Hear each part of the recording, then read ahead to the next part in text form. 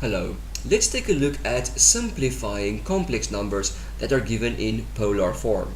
So, of course, this is a non-calculator style question, so we will have to do this by hand. We are given the following expression. Write the following in the form a plus bi. So we see that we've got a fraction.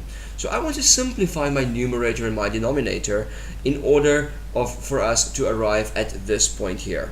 So first I will take a look at my numerator, and I can see I might be able to use De Moivre's theorem in order to simplify my numerator. So of course, from De Moivre's theorem we know that the numerator can be written as follows. It is r, in this case there's a 1 in front, to the power of 4, and inside the brackets I'm going to have cosine and the power multiplied with pi over 12, and then I'm going to have plus I sine, and again I'm going to have my power here, which will be 4 multiplied with pi over 12, and then close my final bracket. If I want to simplify this, so of course the 1 can stay outside there, it doesn't matter, it will become cosine, so 4 over 12 will simplify to pi over 3, and of course we will be able to work with this, plus I sine of pi over 3. So my top, or my numerator, can be simplified into this form using De Moivre's theorem. I can further write CIS of pi over 3. Now if I were to look at my denominator, and I want to write my denominator also in shorthand form, so this is cosine 5 pi over 12 minus I sine of 5 pi over 12.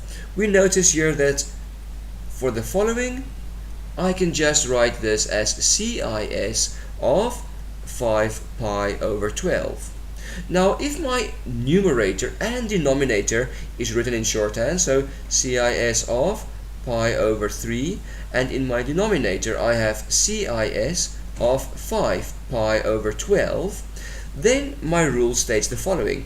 I can subtract the numerator angle from my denominator angle, vice versa. I'm going to subtract this from this. So I'm going to say, I'm going to take my numerator angle, in this case pi over 3, minus 5 pi over 12. Now, of course, I can convert this to 12 as well, and then I can simplify it, so CIS, and my new angle will be negative pi over 12. Now, I can write this as follows. So it will be cosine of pi over 12 minus I sine of pi over 12. Now if we look at our original question, they say write it in the form a plus bi. So what I have here is I have my real part of my complex number and I have my imaginary part of my complex number.